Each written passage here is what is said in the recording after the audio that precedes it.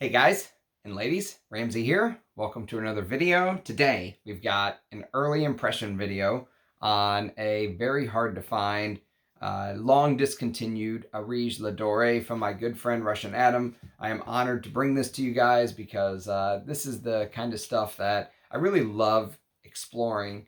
It's the discoverer in me. It's these old Areej Dores. I really put Russian Adam very close to the top as far as the food chain of perfumers go, because a couple things. Number one, he does things so different from your average big perfume house nowadays. So, if you look at the way Dore, Chanel, even the niche houses, MFK and Creed and, Amouage, Roja, you name it, Xerjoff, the way that they do things compared to the way that somebody like Russian Adam does things is night and day. And this fragrance is an exact highlight of that. And I'm going to tell you from the get-go, this is not my favorite Russian Adam composition, and yet I have loved and enjoyed wearing every second of it today, just because of the whole story, the concept, the way that the notes evolve, the idea behind it, the intestinal fortitude and the ability to put something like this out that is different, that goes against the grain. That speaks to my heart. That's pretty much how I live my life. I'm pretty sure there was a Mark Twain quote. I don't remember the quote exactly off the top of my head, but it was something along the lines of, if you ever find yourself in the majority of other humans, you need to kind of stop and take a step back and reevaluate your position. And he kind of lives that way through his perfume house. He likes going against the grain. He likes doing things that have never been done before, or claim that they cannot be done. And we'll get to some of that in this fragrance as an example. But the fragrance we're going to talk about today is called Indolis.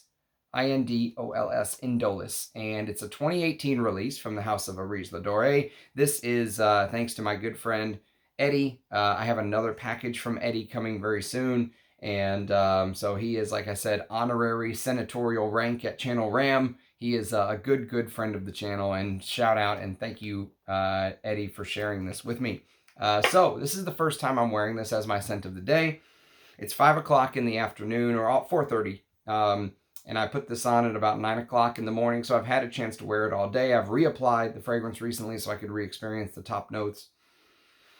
And this fragrance would be basically classified as a floral green scent, but there's something very special in this fragrance. Actually, it's a first for the house of Areej Dore. This is the very first fragrance that does not have any oud. It doesn't have any real musk, and real oud, of course he uses real oud. So it doesn't have any real oud, doesn't have any real musk, and it doesn't have any amber. No ambergris, none of that. And so this is a first for his house, because much of the concept of Areej Dore was, initially when he smelled some of the stuff that the big houses called oud, he was like, this is not oud. What's going on, And the whole point was to bring real oud, real musk, real ambergris, real amber, and bring it to the forefront, and what it really smells like, and bring it to the consumer and say, this is real oud, right? That was the concept of Areej Dore. Here, there's no oud, there's no musk, there's no ambergris, and so he's doing something different. Here, he's bringing what real flowers, and actually he's distilled some notes that some people say cannot be distilled, and we'll talk about some of that. So basically, Indolis opens up smelling like a natural floral fragrance with an emphasis on green notes. This is the way I would choose to describe it. It's a floral-dominated fragrance with emphasis on green notes. And notice I didn't say it's a green floral. This is not number 19. This is not, if you look at something like Private Collection, okay, so they do play in the same ballpark. Number 19, Private Collection. If you've smelled Frederic Malle's Synthetic Jungle, I have an early impression of that coming very soon, because I have a couple precious drops. I do not own a bottle, nor will I own a bottle. But this is in that ballpark, okay? So if you just want to kind of get in the category, it's there. But I would consider this a floral fragrance with a beautiful emphasis on green notes instead of a green floral. You know, there is a jungle-like vibe in here. There's a green jungle vibe a bit. However, the way that this fragrance progresses is much different than what you would expect from those other designer-esque fragrances. And just on a side note, this is one of my newest green additions, this Estee Lauder Private Collection. This is the discontinued pure fragrance spray. You can see the short ingredient list here. This is one of the best discoveries so far of the last couple months. What a beautiful composition this is. Oh my God, it's just perfection. And for a green fragrance lover, if you have not tried Private Collection, I would highly encourage you to. If you're a man and you love green fragrances, do not let the fact that this is for women put you off, okay? So, just a little side note. So this floral green perfume that basically leads off, the way that it starts on your skin is it starts with one of the most precious jasmine in the world. And that is Indonesian jasmine enfleurage, okay? Indonesian jasmine enfleurage is one of the most expensive jasmines the world over, one of the most precious, sought-after jasmines because it smells the closest to the true night-blooming jasmine, okay? And so what he ended up doing here is usually there's a couple notes that get paired here. Number one, you're going to notice Jasmine Absolute. You're going to notice that Indonesian Jasmine Enfleurage, and you're going to notice Gardenia, okay? And normally when you add a huge white floral bouquet, that's the opening. You notice I didn't say bergamot, I didn't say orange, although there is some tangerine coming in the heart, but at the top, you don't get this citrusy kind of, you know, welcome doormat that's laid out in front of you. It goes straight into the jasmine and the gardenia. And you would expect it to be very white floral, and you would expect it to be very creamy, and it's neither, okay? It's neither. What's very interesting about this is, even though it starts off with this huge white floral opening in the top, what you really get is this bitter green aspect that comes to the forefront. It basically comes across as slightly sour, like this sour tart bitter green that you smell. And even the gardenia, which is normally very creamy and white floral, comes across here. You get the greener aspects of gardenia. And he used one of the most ancient extraction techniques for the jasmine flowers, where they don't use any heat, they don't use any solvent. Basically what they do is they just lay the flowers and it releases its essence into this wax, okay? And the wax absorbs the smell of the jasmine, and then they remove the jasmine extract from that wax, is the way that it's worked. So it's the closest you can get to the actual flower, to the way that the actual night blooming flower smells. So they didn't distill it. They didn't expose it to any heat or anything like that. There's no solvent. It is so unique nowadays where, you know, these big houses will do anything to save a buck. They don't really care about, you know, the ingredient smelling exactly perfect most of the time, because you have to remember, think of a house like Dore. Think of the tons and tons and kilos of, you know, patchouli and jasmine and rose and all of these ingredients that they're buying. Just take patchouli for an example. They're probably just, you know, going from all over Indonesia, because Indonesia makes up 90% of the patchouli market, and they're using their local buyers, they're using their middlemen, and they just kind of aggregate everything together into one big giant boiling pot of Indonesian patchouli. Russian Adam is doing something completely different. He's saying, this is the specific type of jasmine. This is how I distilled it using this ancient technique. It's a completely different ball game for a fragrance lover. And that's one of the reasons that, even though this is not my favorite fragrance from him, I'm really amazed at how it progresses, the idea behind the fragrance, and there's more coming, but I've really enjoyed wearing it today, even though this is not something I would go buy a full bottle of, let's say, because there's other Russian Adam fragrances that are to the top of my list that are ahead of this. I've been very impressed with the with just the blend how smooth it is, how great it's been to wear, the story. You can just smell the quality of the ingredients. It's absolutely stunning. And so basically what the big houses do now is they just throw everything into these big giant metal vats, of course, because they have to make a ton of oil. And what Russian Adam did here is that many of these ingredients were hand distilled by himself in small copper pots, okay? So you get almost like this personalized touch. It's the reason that this fragrance cannot be recreated. He was telling me that Indolis, even if he wanted to recreate it today, he couldn't, because it was years and years of small, almost like these micro distillations that he did on his own periodically and then blended it all together. And it all just came together perfectly. So at where he's at right now, he doesn't have those ingredients like, you know, distilled and ready to go. He would have to start all over from scratch, and he doesn't think he could recreate this. So that's the reason there was only one Indolis. You know, sometimes you'll see like multiple iterations of, you know, War and Peace or something like that. Oud Zen, for example, Oud Zen, and then Oud Zhen, so forth and so on.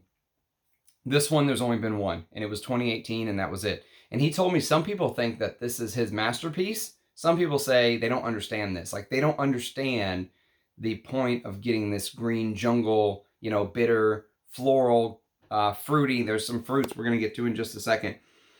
So it's kind of split. You know, some people completely dismiss this, and I can see why. And I can completely see why. If you're used to smelling stuff like Oud Zen or Ottoman Empire, this is completely opposite. Again, the first Areej Dore with no musk, no oud, no amber, but it still has the foresight in the vision of Russian Adam, if you will. You can see it, you can feel it in the creation when you wear it. Okay, so the next thing is that there is a touch of neroli in the top, a little bit of freshness of neroli. Sometimes neroli can come off smelling like a clean sheet. Here, you get none of that. This is one of the softest Areej Dore creations. Again, because of the no musk, no oud, no amber.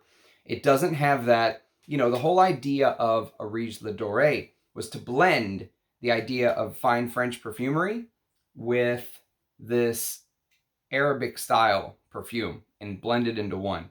And usually Arabic style perfumes are very big and heady and loud. And this is the exact opposite of that. This is very soft. I mean, you'll be able to smell. People will smell you if they get in your bubble, for sure. I wore this to church today. It was absolutely beautiful. And, you know, it just fit perfectly. I never felt like it was too loud or too screaming or anything like that. But if people get in your bubble, they'll definitely be able to smell you. So here's kind of how the fragrance continues to evolve. So you get this natural smell, the sharpness, the colors you see while you're wearing it are kind of this white and green, almost jungle-like, big jungle-like leaves, you know, forest vibe, this jungle forest vibe. There's sharp notes and there's bitter notes. And that bitter green feeling is pretty unbelievable. So listen to the green notes that they ended up using in this fragrance. So there's oak moss in the base, and there is green tea, which we'll get to in just a second, and there's Hojari green frankincense, okay, and Omani Hojari green frankincense, top of the line. And so the point is that when you mix these notes together, again, you would expect to get something kind of smooth and sweet and creamy. Instead, you get this green, very bitter. And what's interesting about this fragrance is it feels like it's kind of all one layer. You know, some Russian Adam creations feel very nuanced, like there's multiple layers and depth. There is depth here, but the way it's blended so smooth, maybe because of the distillation that was done. Many of these ingredients were not blended like, you know, you blend a modern perfume. They were blended using distillation techniques. So we'll get to that in a little bit. But because it has this smoothness about it, it almost feels like it's all one layer, almost like that wax I was telling you about. Imagine that the fragrance is like this, this pan of wax, and it's all one layer. It's all one, you know, type of molecule, if you will, right? That's kind of the way that the feeling of the fragrance gives off on my skin. And Sorry, my computer locked up on me. Okay, here we go. So then you get to the heart. And the heart is pineapple, lime, ginger, and tangerine. They make an appearance. And this was actually co-distilled by Russian Adam in a single pot. So all of them together in a single pot. And meaning it almost acts like an attar. That heart of the ginger, lime, tangerine, and pineapple almost acts like a attar style distillation, right? Where the perfumers don't blend the materials, instead they infuse it into each other on a molecular level over time. And so normally, if a perfumer is listening to this, they will say, you can't distill fruit. You won't get any yield. You won't get any essential oil out of it. But it does contain this amazing aroma. And so what the example that Russian Adam gave me is the example of the Miti attar. If you know the Miti attar, it's supposed to have this petrichor, like clay, like feel like rain first hitting dry clay for the first rains of the wet season, right? That very special smell that exudes from the earth of the life-giving water coming down, right? And so clay, for example, used in the Miti attar, you can't get an essential oil from clay. You just can't do it. And yet, that clay can be captured using that distillation technique. So he thought, why can't I capture some of that pineapple feel in the distillation technique? Even though I won't get any essential oil, it will give off that aroma. And that's exactly what he did. And so what you end up getting is you get this sour green, slightly bitter, citrusy, because, now we're adding tangerine and pineapple and lime in the heart, though. And the ginger adds this herbal aspect to it, right? And fruitiness from the pineapple, and this, of course, floral green touches. So you get these floral green touches from the jasmine and gardenia. And now we get to the base. So instead of the usual oud that Russian Adam uses normally, what ended up happening here is he collaborated with a friend of his from China. And actually, it's the same friend who provided the very wild, rare, hard to find oud in Chinese oud. Very same friend, okay? Beautiful presentation, by the way. Look at this. Look at the attention to detail. I just absolutely love it. And I love this fragrance. This is one of the fragrances that maybe the very first time I smelled it, I didn't understand what it was trying to do. Like, I didn't understand the difference between this and Oud Zen and, Bortnikov's Oud Maximus and all this, because I'm kind of still a oud. I wouldn't say I'm an oud newbie, but I'm not like an expert oud lover like some people. I am a oud lover, but I'm not like at the expert level where they know the differences between, purple and green, different types of, I did a couple videos on couple different types of oud, and we got into kind of the differences between this type of named oud and that one, and the different colors and all this stuff. I can't think of the name now all of a sudden, but I'm not at that level yet, right? And but this, the first time I smelled it to now, I've picked up so many more nuances. I'm going to do a full review of this one day. I have an initial impression, very first time I've smelled it on the channel. I'm going to do a full review because this is unbelievable, this Chinese oud. And I'm so glad to have that 10 ml. I wish I had a 30 ml, but I'm glad to have a 10 ml. What ended up happening was the friend who ended up later on providing the very rare oud that they used in Chinese oud, what he gave him for Indolis is he gifted him this very special green tea that comes from 100-plus-year-old tree. So the aged green tea, apparently just like in agarwood, when you age, the older the tree with oud and agarwood, it's considered to be the higher quality oud, right? Same thing with tea, apparently. There's like a whole tea culture. And in China, of course, green tea is a very big deal. Well, Russian Adam was telling me he's not a big green tea person. So what he did is he took the whole thing that his friend gave him and just distilled the entire thing and used it as kind of a base. And whenever you distill it, you can really sense the green tea almost working in the place of agarwood in this creation, right? So it adds to that green bit that I was talking about earlier. And the herbal green tea mixes with the sandalwood. There's a beautiful Indonesian sandalwood and Australian sandalwood used here. And the sandalwood base, Russian Adam distilled himself, again in very small copper pots. The copper is one of the reasons why the oil came out looking green, this dark green color, right? The copper pot is one of the reasons why. And it contributed to why the oil came out with these green touches to it. So originally Russian Adam was saying that because of the natural chamomile that was used, there is chamomile that's also used, even though that's not listed in the note listing in Parfumo. He told me there was chamomile that was used, and it had this deep blue color. But once the oak moss, which is green, the green tea, more green, and then of course the sandalwood, which kind of turned slightly green from the copper pots, blended together, it turned it the now green color, because he said originally it was blue from the chamomile. And the name Indolis actually came from the moment he smelled it. He said, wow, this is very indolic, lots of jasmine, right? He said it's very indolic, so I'm naming it Indolis. But as the years have gone on, this is from 2018, so as the years have gone on, it's kind of smoothed out to the point where now, for me, I almost get very little indols. It's so smooth and well blended. And again, I'm not the biggest jasmine or white floral fan or anything like that. I much prefer something like this, to my personal taste, Chinese oud to something like Indolis. But I really have enjoyed wearing this today. I'm very honored to be able to bring it to you guys. I want to read the little blurb, though, from the Russian Adam website. So here's kind of what they say. Here's what they list.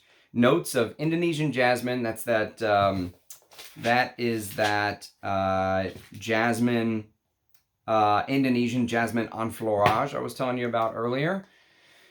Jasmine and gardenia with a heart of olibanum. That's the hojari green incense I was telling you about.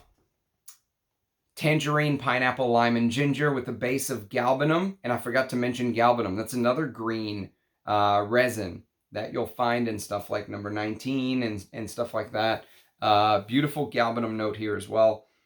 Galbanum, oak moss, lavender, sandalwood, Australian sandalwood, green tea, benzoin, and tonka bean. So here's the description according to the Russian Adam website. Full of indolic Indonesian florals, Indolis is an aromatic oriental creation with an unusual blue character because of the chamomile. The composition opens up with the rarest, most costly jasmine extract known to man, Indonesian jasmine enfleurage, delicate, soft, and virginal, yet with an indolic, almost animalic touch.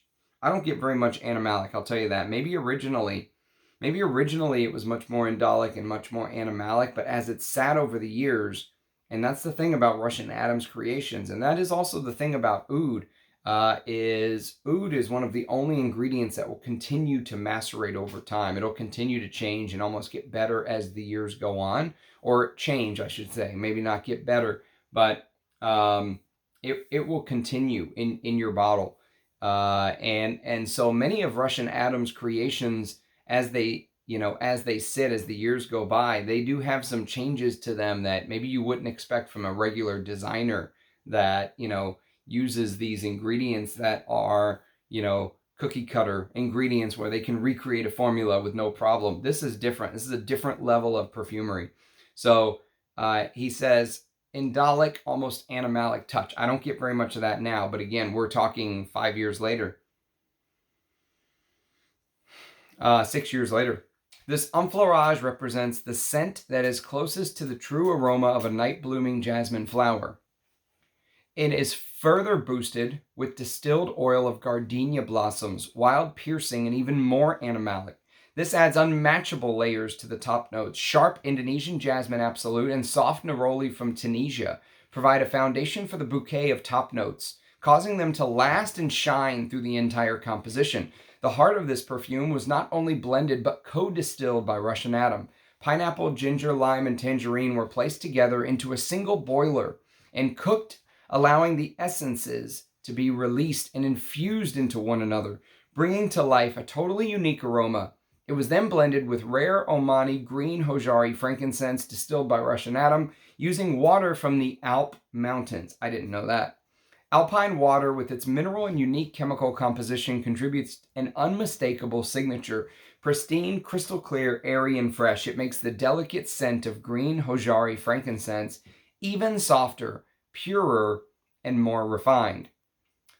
Perfectly blended, coexisting notes gradually take us to a base that is silky smooth with a green and blue character. Green Indonesian sandal oil, distilled by Russian Adam from sandal roots nearly 100 years old, provides a silky smooth, elegant platform for the base. It is spiced up, made more ambery and creamy with a touch of wild sandalwood oil and Absolute from Australia, both extracted by Russian Adam himself.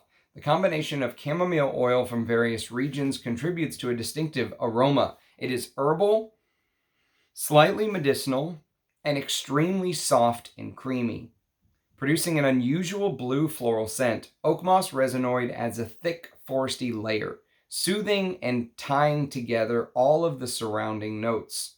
An unmatchable green nuance is conveyed by one-of-a-kind Chinese green tea Absolute, extracted by Russian Adam himself. Harvested from a green tea tree over a century old, it adds a highly matured yet fresh herbal touch to the composition. Full of rare and unique extracts, Indolis is indeed kaleidoscopic and complex. Gradually, smoothly shifting, the notes will change hour after hour, leaving the wearer mesmerized, as if he has applied several different fragrances and top quality extracts rather than a single perfume. And the reason he says that at the end is because of the fact that there are so many of those little micro distilled ingredients that he did by hand over the years, and they kind of all came together into this fragrance. So that is my take on Indolis. I've really enjoyed wearing it. It is not my favorite Areej Dore, but I'm very glad to have a chance to put up this video for you guys. What a special brand this is. I mean, probably one of my favorite brands in the entire game right now. There are very few people that I look forward to getting to know their compositions and their creations, and, you know, the level of the materials is on another playing field, you know. I really adore these Areej Dore perfumes, and not to mention getting to know him as a person and as a friend has been an absolute honor. So thank you again, Russian Adam, for sharing this with us. I hope you guys have enjoyed this little early impression. If you have had a chance to sniff Indolis, I would love to hear your thoughts. Or if you have any thoughts on the brand Areej Dore, leave it in the comments. Thanks again for watching. Hope to do a live stream today. We'll see if I have time, but cheers, guys, and I'll see you again next time. Bye-bye.